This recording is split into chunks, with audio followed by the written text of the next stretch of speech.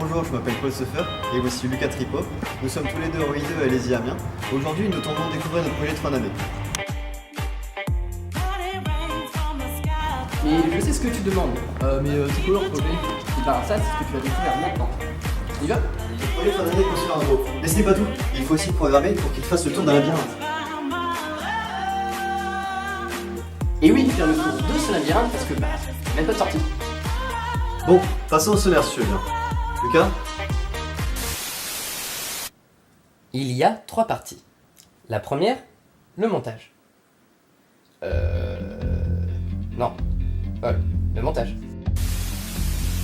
Pour ce projet, tu auras besoin de 2 roues, de 2 servomoteurs avec un axe rotatif qui va donc entraîner ces roues, de 2 boîtiers de piles contenant 3 piles, ce qui représente une alimentation totale de 7,2 volts. Ici, nous avons donc 3 couples d'émetteurs-récepteurs, droite, gauche et centre, une bille directionnelle, donc qui permettra au robot de tourner dans les virages. Et on arrive sur la carte électronique, avec donc l'interrupteur, un régulateur de tension et un potentiomètre.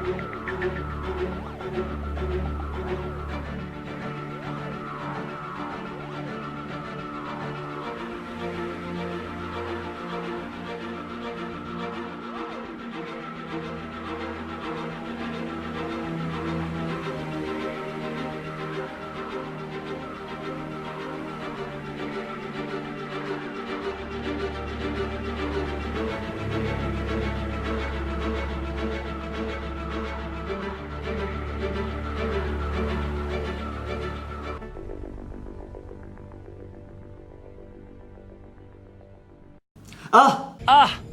J'ai oublié le microcontrôleur. C'est ce composant-là, dans lequel on enregistre le code qui permet au robot d'exécuter les ordres qu'on a programmés. Il a la même fonction que le cerveau chez l'homme, c'est lui qui contrôle tout. Tiens, en parlant de la programmation, ça donne quoi, Lucas? Partie 2, la programmation. Justement, Paul, j'allais y venir. Pour que le robot puisse fonctionner correctement et réaliser son objectif, c'est-à-dire faire le tour du labyrinthe en toute autonomie et sans cogner dans aucune paroi, il faut lui dire ce qu'il doit faire. C'est le but de la programmation. Pour ça, rien de plus simple, on utilise un logiciel de programmation sur ordinateur nommé MPLabix. C'est sur ce logiciel qu'il faut entrer les lignes de code qui correspondent aux actions qu'effectuera le robot pour faire le tour du labyrinthe. Alors pour ce faire, on va avoir besoin d'un PICkit qui servira d'intermédiaire entre l'ordinateur et le robot. Il suffit tout simplement de brancher en USB sur l'ordi et ici sur le robot. Et voilà. Pour réaliser le parcours du labyrinthe, il faut que notre robot puisse se situer dans l'espace. Pour cela, il utilise des capteurs qui vont envoyer des signaux à ultrasons de manière régulière. Ensuite, ils vont les recevoir et le temps qu'ils vont mettre à partir et à revenir, ça va permettre de déterminer la distance séparant notre robot d'un éventuel obstacle.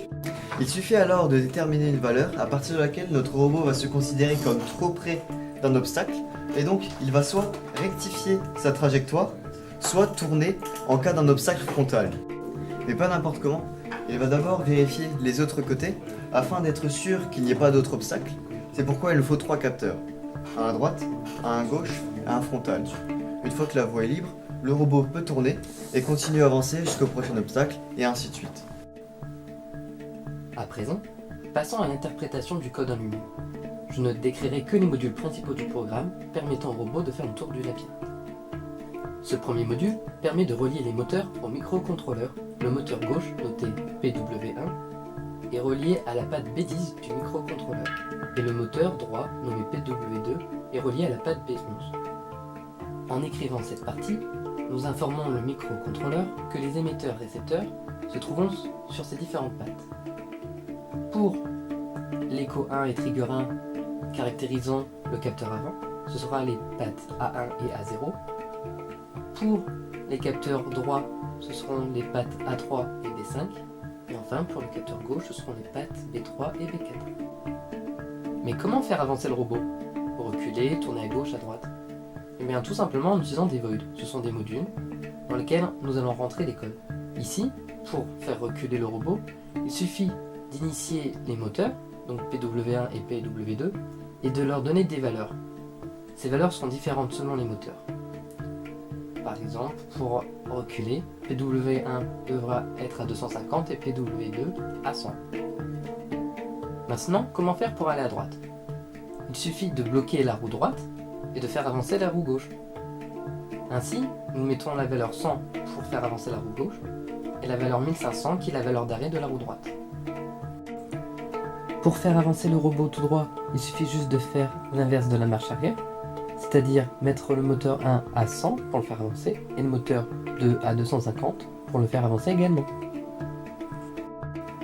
Pour tourner à gauche, il suffira de faire l'inverse de tourner à droite, c'est-à-dire de stopper la roue gauche en lui donnant la valeur 1500, sa valeur d'arrêt, et en mettant en mouvement la roue droite avec la valeur 250. Et enfin, pour arrêter le robot, il suffira de donner 1500 comme valeur pour les deux moteurs. On constate alors que les modules gauche et droite ont recours aux modules avant et stop et à leur valeur afin de fonctionner. Vous l'aurez donc compris, pour faire tourner à gauche ou à droite le robot, on aura besoin des modules permettant d'avancer ou d'arrêter le robot. Dans le module suivant, nous déclarons les capteurs et leur attribuons leur écho et trigger respectifs. Donc écho 1 et trigger 1 pour le capteur avant, écho 2 et trigger 2 pour le capteur droit, et écho 3 et trigger 3 pour le capteur gauche. Déclarer les capteurs et leur attribuer leur écho et trigger respectifs nous permet de les utiliser dans une boucle de calcul qui nous donnera à l'issue une distance réelle entre le capteur et un éventuel obstacle. On obtient ainsi la distance A, la distance D et la distance G. À présent, nous sommes dans la partie la plus importante du code, celle qui permet au robot de soit avancer, soit aller à gauche, à droite, ou encore de rectifier sa trajectoire dans le labyrinthe. S'il n'y a aucun obstacle à l'avant du robot, c'est-à-dire à moins de 7 cm, nous demandons au robot de vérifier sa distance avec le côté droit.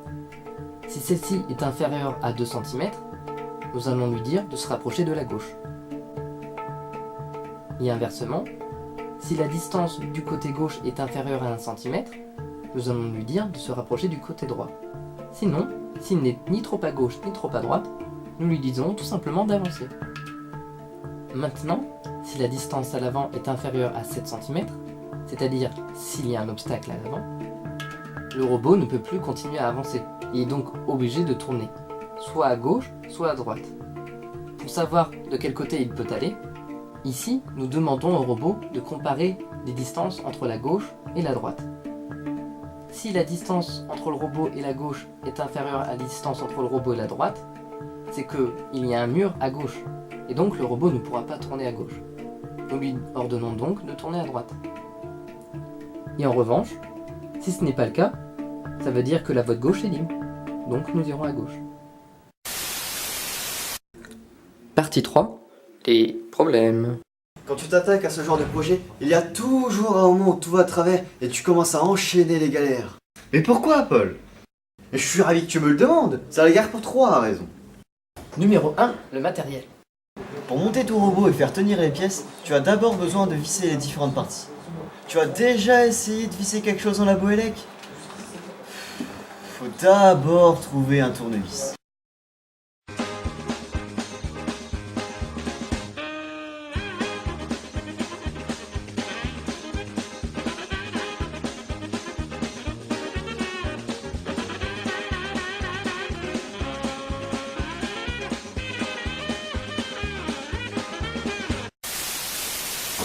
Vous avez un tournevis?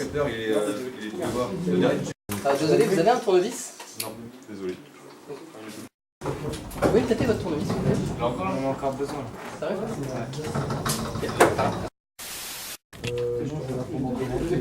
Paul, il n'a pas de tournevis. On va devoir utiliser la méthode.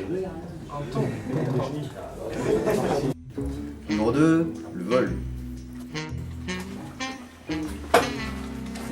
Excuse-moi là, tu fais quoi? Ou l'emprunt, court, moyen ou long terme? Tous les mêmes problèmes concernant les piquets. Comme il y en a un nombre limité, on doit les rendre à la fin de chaque séance à notre enseignant encadrant, Monsieur Nguyen. Et certains, pour être sûrs d'en avoir à la séance suivante, les laissent dans leur mallette. Et je ne serais pas étonné si... Ah! Oh voilà ici. Oh! Jackpot baby! Le Saint Graal! Un tournevis multi-embout! Et un crayon à wrapper. Tiens, attrape Lucas! Le crayon à wrapper, c'est ce qui permettra d'entortiller ces câbles-là sur ce pic-là et ce pic-là, reliant ainsi le capteur, ou alors ici le moteur à ton microcontrôleur.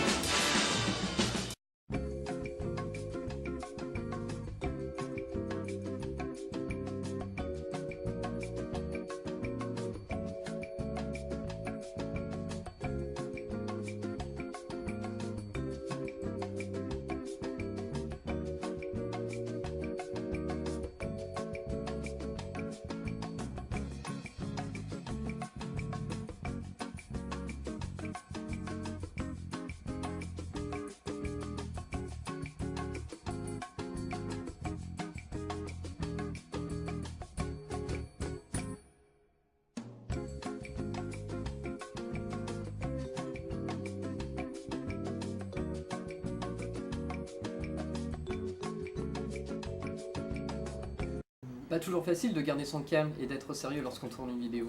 Surtout sous l'effet du stress, on est parfois mal à l'aise, qui nous amène au numéro 3, les fous rires incontrôlables.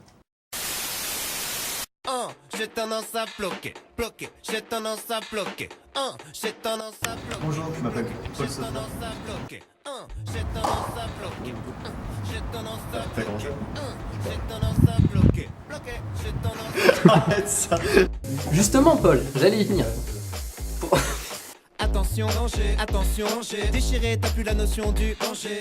Justement Paul, j'allais y venir.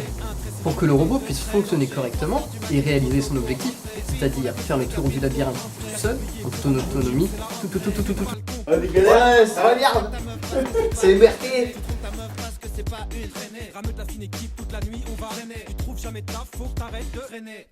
Le crayon à wrapper, c'est l'outil qui te permettra d'entortiller ce câble-là autour des pics, reliant tes capteurs, tes moteurs, à ton microcontrôleur. Le crayon à wrapper, c'est l'outil qui te permettra d'entortiller ce câble-là sur ces pics, reliant ainsi tes capteurs, tes moteurs, à ton microcontrôleur. L'outil à... Le crayon à draper, c'est l'outil qui te permet d'ensortir ce câble-là. Vas-y, en place. Bienvenue sur TV Cuisine. Alors nous, on est spécialistes de la cuisine en toute saison. Aujourd'hui, nous vous préparons une petite orangeade. Alors pour l'orangeade, il suffit juste de retirer la pelure. Une fois que vous avez retiré la pelure de l'orange, vous l'introduisez dans la centrifugeuse, par le petit trou. Il y a un gros trou, attention, ne le prenez pas, c'est le petit trau dessus qui est intéressant. Merci à toi d'avoir regardé cette vidéo. J'espère que ça t'aura plu autant que nous à la réaliser. Nous tenons à remercier Daisy Amiens et Monsieur Nguyen de nous avoir permis de réaliser ce projet, et tout particulièrement Volodia, notre caméraman d'exception. Et pour finir, bonnes vacances.